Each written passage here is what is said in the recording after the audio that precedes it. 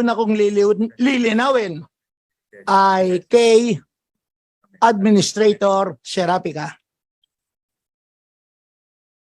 When was the first time that you were appointed to the Sugar Regulatory Administration? Your Honor, I was appointed by President Duterte as board member representing the planters in 2016. And when did you become as administrator? I became administrator September 25, 2017.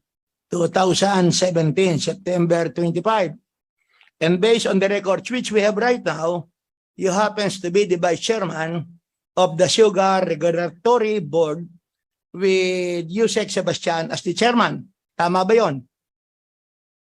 In this case, Sugar Order number 4. All, actually. may I have your question again, Your Honor?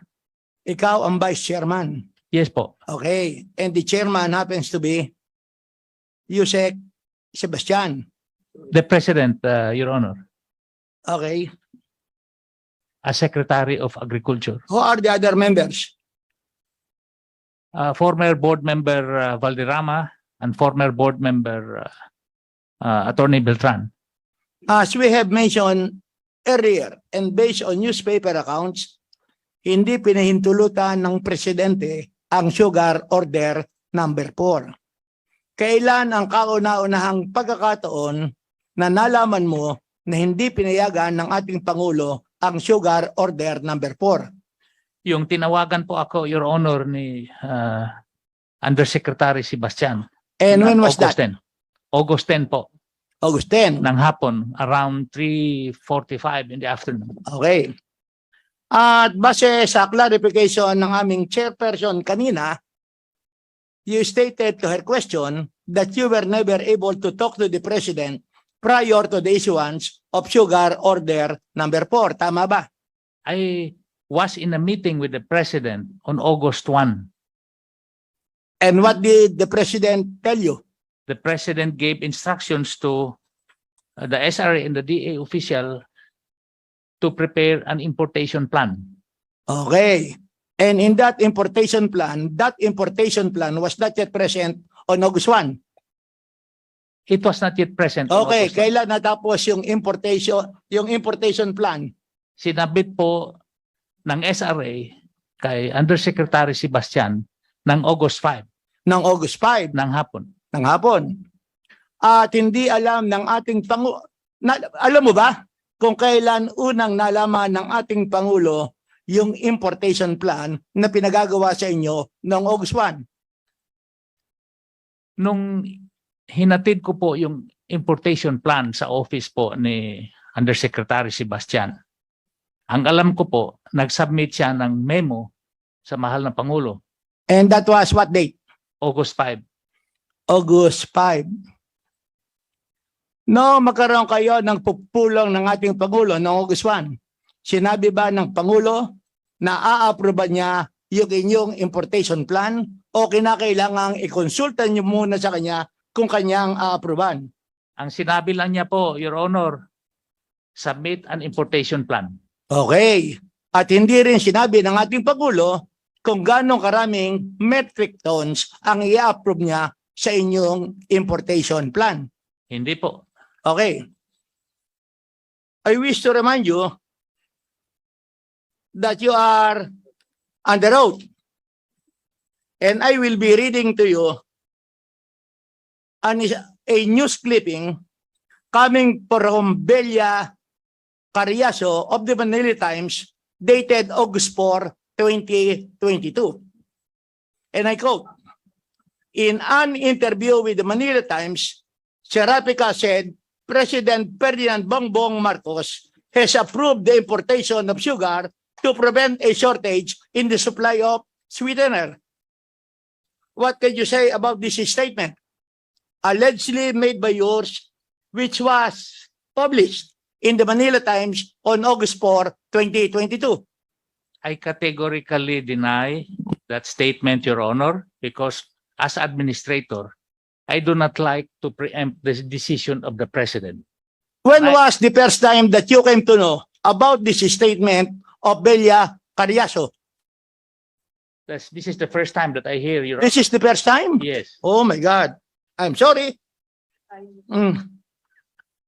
And you even stated, and I quote further, this is very urgent. The marching order of the president is we need the supply, so we are trying to get all the needed data. It is a work in progress, and the SRA is working double time to finalize the importation of sugar the soonest possible time. And you further said, this is the first time in history that the retail price of refined sugar hit 100 pesos per kilo, as traditionally the SRP is only 50 pesos per kilo, while the raw sugar is 45 per kilo. Did you make that answer to the interview of Belia Cariaso? Yes, Your Honor. Yes, Your Honor.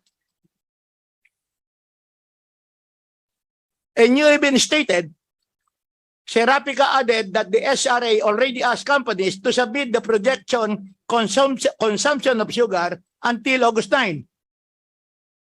Sinabi mo rin to? Yes po. Yes. Although wala pa kayong plan for importation order as of August 4. Well, that is a process, Your Honor. No, you answered the question. Meron na ba kayong importation plan as of August 4, 2022? Wala pa po. Wala August pa. Kasi itong interview mo, okay. He said that 300,000 metric tons of imported sugar will supply the needs of household, industrial, and institutional user. Sinabi mo rin to? Opo. Okay. And these statements were uttered on August 4.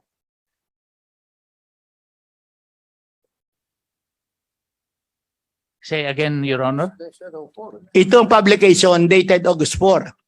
Yung interview sa iyo, August 4 ba o prior to August 4? I do not recall the interview, Your Honor. But did you have an interview? I did. Okay, we will ask the media to have a copy of your interview. I'm very sure that it was a recorded interview. Okay, another issue. Was that the only time that you were interviewed by the media prior to the issuance of sugar order number 4? I do not recall. You do not recall. For the purpose of recollecting your memory, I am stating herein and quoting Philippine Daily Inquirer, 2:06 a.m., August 6. SRA Administrator Hermenildo Serafica said in a radio interview that the agency was looking at importing 300,000 metric tons of sugar as the country's sugar stockpile has been depleted. Tatandaan mo ba kung na-interview ka? You know, with so many interviews, Your Honor, I do not recall them anymore. More or less, how many interviews did you have in connection with sugar order number 4 prior to August 10? I don't remember exactly. You don't Your- remember, but they are very many. You cannot even recall one interview. Ang dami kasi nila. Ay, ngayon marami, kahit isa, wala natin tayong matandaan. More or less, gano'ng karami? 10, 8, 5, isa? Maybe more than 5. More than 5, pero wala kayong matandaan as of now. Okay? Wala pa akong Okay, matandaan. thank you. Now, sugar order number 4. Ano ba ang circumstances at ito ay pinirmahan mo? Well, unang-una, Your Honor, nagkaroon ng proseso. No, okay, ang proseso alam na natin. Number 1, nagkaroon kayo ng consultative meeting on July 29, 2022. Number 2, pinapunta ka sa Malacanang on August 1 and the President told you to prepare an importation plan. Okay, next question. Yung bang importation plan, nakalagay doon kung gano'ng karaming sugar metric tons ang inyong i-import? Opo, Ilan? 300,000 metric tons. 300,000. When was it completed? Say again, Your Honor. Kailan natapos yung importation plan nyo na nagsasaad na 300,000 metric tons ang inyong i-import? August 5, Your Honor. August 5. Yung Okay. sinabmit namin sa DA. Oh, yung bang importation plan, ikaw ang nagawa? Kami lang po ng staff ko. Ha? Kami lang po ng staff ko. And Based, who are the members of your staff who participated in the preparation of importation plan, of the importation plan? myself and my executive assistant, Miss Jennifer Artatis po. Just the two of you. Yes po. At syempre, sasabihin mo, ang pinagbasihan nyo, yung consultative meeting. Yes po. Other than that, wala na other factors considered. Well, there are previous sugar orders in the SRA that we take into consideration on the necessity on every type of program, Your Honor. Okay, danda lang muna tayo. Medyo nako-confuse kami rito. Ibig mo sabihin, may nagre-request lang ng request for sugar orders, although there is not yet sugar order number 4? Yung sugar order na sinasabi ko po, that is the plan itself, Your Honor. Oo nga. In the form. Okay. I'll go to another point. So, now magkaroon ng importation plan. Binigay mo kay Secretary Usec Sebastian. Opo. And do you know what Usec Sebastian did sa importation plan? Yes po. Usec Sebastian, ano ginawa mo na binigay sa iyo? The plan, Mr. Chair, was first sent to me by email, and then he followed it up also in my office. Then I drafted a memo for the President, which I sent to the Office of the Executive Secretary. And I also copied the personal email of the Executive Secretary. I was also informed, Mr. Chair, that Administrator Serafica also sent the same email that he shared with me the plan directly to the Office of the Executive Secretary. And insofar as that importation plan is concerned, what answer did you receive, if any? We waited for an answer, but we did not get any answer, Mr. Chair. And that importation plan was submitted when? August 5, August 5. 2022, Mr. Chair. At nang wala kayong marinig na sagot mula sa Malacanang, ginawa nyo na ang sugar order number 4.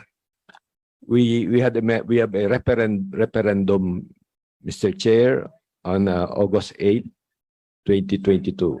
Madam Chair, with the indulgence of the Honorable Brass, just one clarification, is an import plan the same as an import program?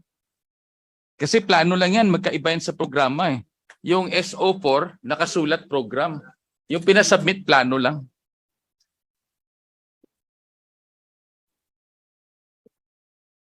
Would you like to answer that, Mr. Serafica or Mr. Sebastian? Because since you were saying that you were asked to submit an import plan to the office of the President, is it the same? Maybe Administrator. For us, it's the same, Your Honor. Importation plan and an importation program. Okay. Congressman Barzaga? When there was no reply coming from the office of the President or from the office of the Secretary on August 9, ginawa nyo na ang sugar order number 4. And according to Usec Sebastian, there was a referendum. And who participated in the referendum? I participated in the referendum, and so with former board member Beltran, and so with former board member Valderrama, Your Honor. Okay. And that referendum was made how? Through email. Through email. And do you have a copy of the email? Yes, Your Honor. You can furnish this committee. Yes, Your Honor. And what was the reply? The two. I initiated the referendum and I voted in the affirmative. No, yung dalawa. Yung Si Attorney Beltran at saka si what's the name of the Valderrama. Attorney Beltran followed suit in the affirmative as well. And also former board member Valderrama, he voted last. Okay.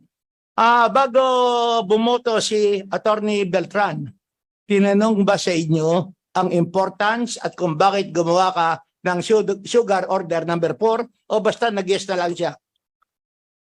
Alam niya po ang sitwasyon ng And supply and demand. how did he, bakit niya nalaman ng sitwasyon?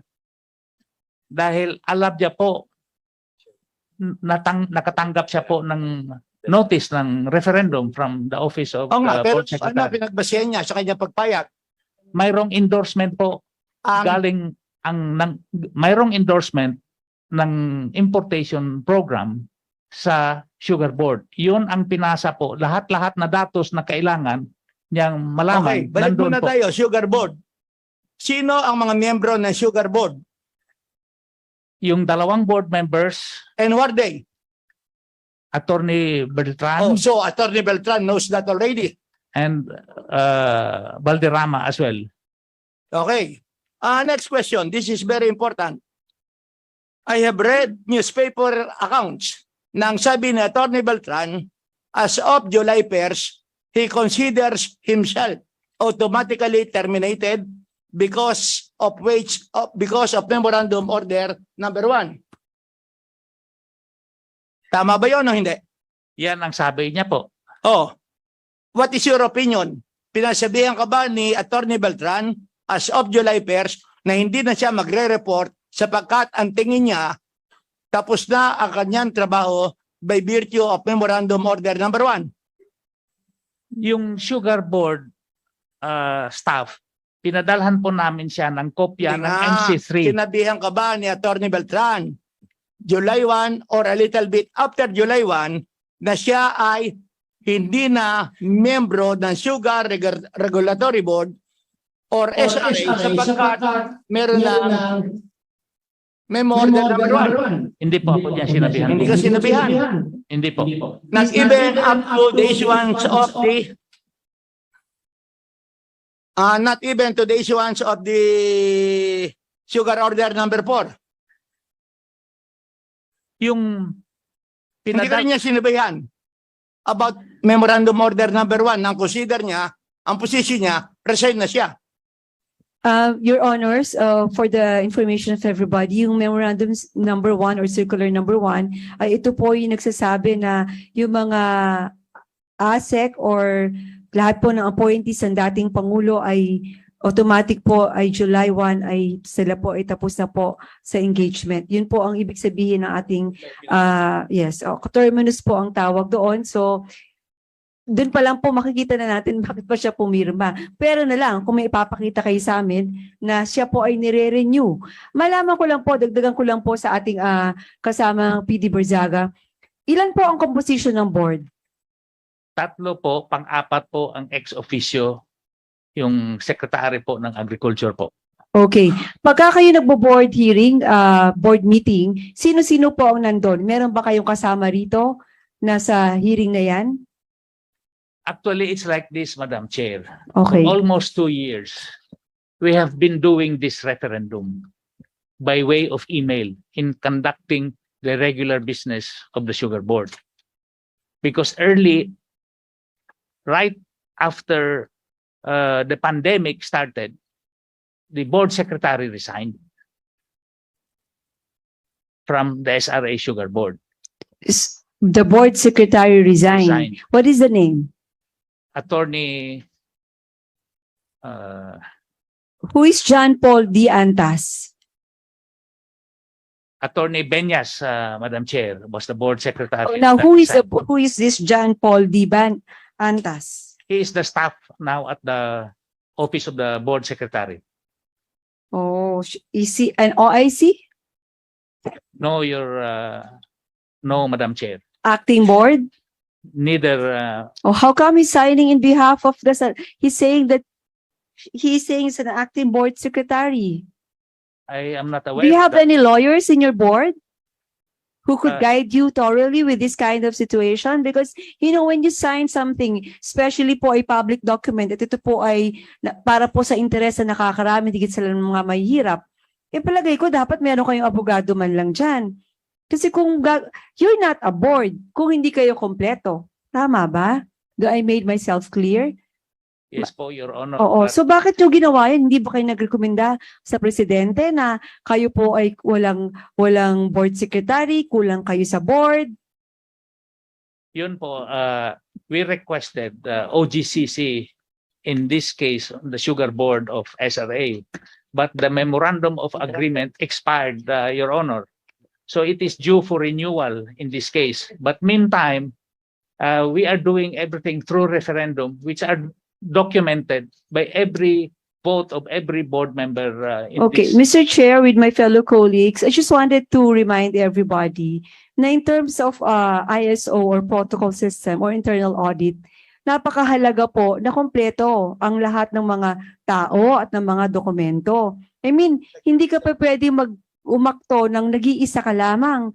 Kasi kung kulang ka, hindi kayo kompleto. Tapos kung hindi din legit yung pagpirma ninyo, napakalaking question po nun. So ibabalik ko na po ngayon ang pagtatanong sa ating kasama, Congressman Pidi Barzaga, you're now recognized. Madam Chair, just a point of clarification to the what Kong Pidi Barzaga mentioned earlier. So they were saying na they sent emails to the palace regarding the sugar importation plan. However, wala po kayong natanggap na sagot. Tama? But tama po, Madam Chair, maski na wala pa po kayong natanggap na sagot, you still continued on with the referendum. Is that right? On my part, Your Honor, I asked Cosleo on August 8th, what is his instructions? And so he said to make appropriate endorsement for referendum. So in the absence of any answer from the Secretary, the President, you still proceeded regardless? Yes, Your Honor. Okay, may I add additional question also? Kong, sorry po is there anybody there's the Department of Agriculture at the back who would would like to say something on that statement of Mr. Serafica na ang ano nga kahit nga hindi nila nakakausap ang presidente pero sila may referendum. Palagay ko hindi pa rin tama iyon. Meron po ba dyan sa nakasama na makakapagsabi na meron bang instruction ang Pangulo? That's the bottom line Kasi that's actually meron bang instruction ng Pangulo na kayo ay pumirma o ipirma siya? Siya naman po yung nakakausap po ninyo. Meron bang nagbigay na instruction? Can I answer that? Yes, you Chair? may, Mr. Sebastian. Yeah, Madam Chair, we have prepared briefing materials for the President about the situation of the sugar industry. And as already explained by Administrator Serafica, and there is already a serious problem with our sugar supply starting way back, but in July it's becoming more serious. And we briefed the President during our meeting. Excuse me, I Yeah. was just asking kung merong instruction. We understood very well. Naintindihan po namin na sinasabi ninyo na kayo ay nagpresenta, nag-email kayo, may sulat kayo, nakipag-usap kayo, at may consultation kayo. Maliwanag po yon. Ang Yes, tanong ko lang Chair. po, kayo po ba ay nagsabi sa Pangulo na pipirmahan ko to, Mr. President? I signed by authority of that memorandum. No. as July What I'm 15. asking is, Madam- I know Madam you Chair. signed by the authority, but ang tanong, did you go to the President and ask him, Mr. President, with all of the things that we have showed you and presented to you, can I sign this SO4? Yes or no? The answer will be no, Madam President, but That's it. Thank you so Madam much. Chair. Thank you so much, Congressman Gonzaga. Balik tayo sa referendum. Ang sabi ni Mr. Serafica, nagkaroon ng referendum and the result of the referendum is for the approval of Sugar Order number 4. Okay? Tama po. Yung Sugar Order number 3, was that also the product of a referendum? Yes, Your Honor. Okay? What about the previous orders? Sugar Order number 2, Sugar Order number 1, referendum din. Yes, Your Honor. Sa referendum, nagpapadala lang kayo ng email sa mga miyembro at tinatanong nyo kung pumapayag sila o hindi. They manifest their votes there. Oh, sa email. they manifest Yes. kung pumapayag sila o hindi. Yes po. Next question. You know the importance of importation of sugar. Yes, Your Honor. You know the magnitude or the volume of sugar together with the value to be imported. Yes, Your Honor. Hindi ba dapat na mas mabuti sana, nag-meeting muna kayong lahat ng board instead of conducting a referendum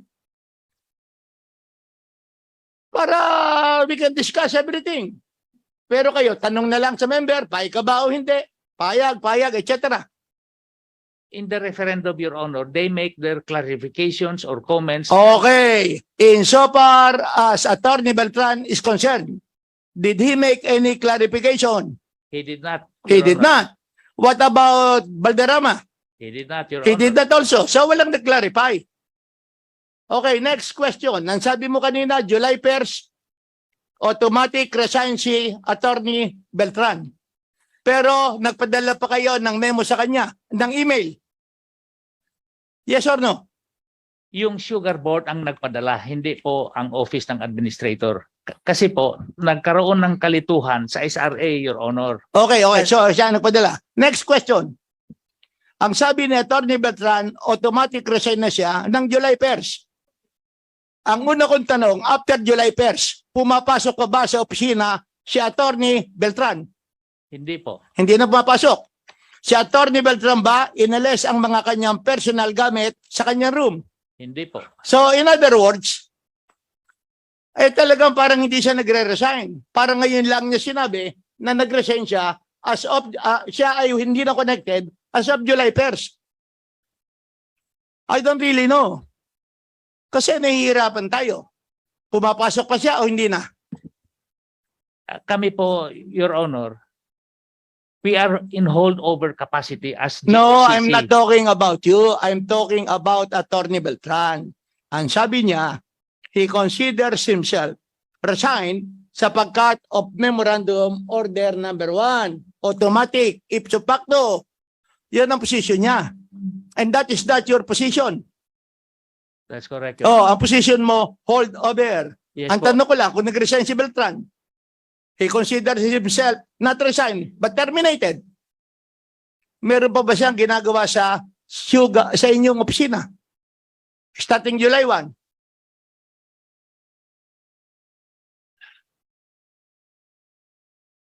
Actions which are consistent with this position that he is no longer connected with SRA. Yes. Mr. Chair, there is MC3, Mr. Chair, that clarified the position of board member Beltran. MC3 does not include government-owned and controlled corporation. So that means Attorney Beltran was not actually coterminous as he has claimed for as of July 1. So in effect, Mr. Chair, he was still a member even after July 1, 2022. And that is the basis by which he participated in the referenda for SO4, Mr. Chair. Okay. Okay. I'll just quote the paragraph number 22 of Attorney Roland B. Beltran. The next day, August 9, at about 3:09 p.m., I received another email from Mr. John Paul Antes of the Office of the Board Secretary requesting my permission to use my e-signature for the resolution and sugar order, and asking me to instruct the office staff to scan these documents and send them back to him after my signature and the signature of board member Aurelio Gerardo Valderrama have been affixed, so that Administrator Serafica and His Excellency President Ferdinand Marcos can also sign them, implying that the President has also approved the sugar order number 4.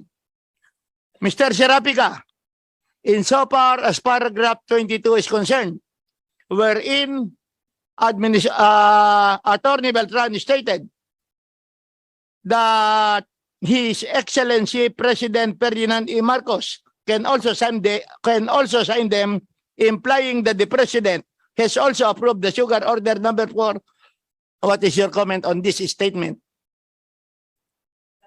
Decision in his manifestation in the referendum, Your Honor. And what is his manifestation? I think it is clear in that email thread.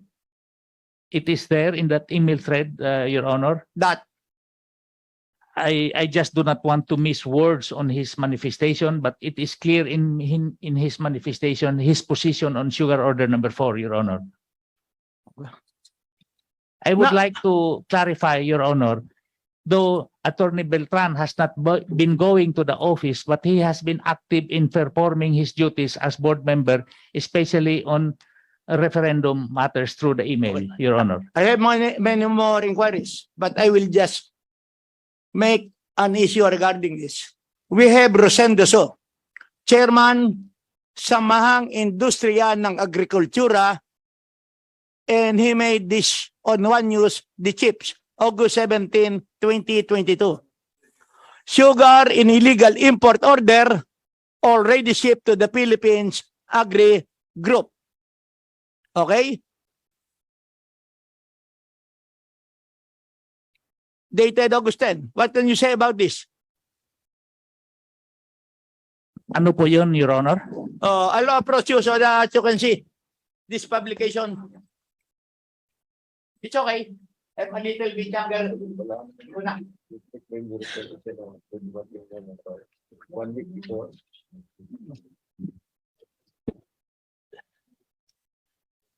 Dumating na daw na shipment and then SO4 1 week before approval.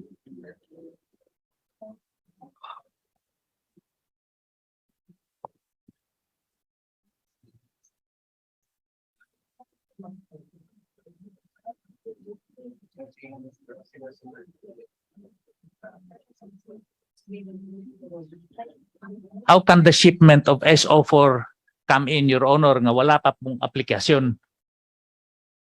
Wala pang application. Okay? There was no application yet. In this instant, No, okay. There is no application yet. Did you entertain any application for sugar order number 4? none, None, Your Honor.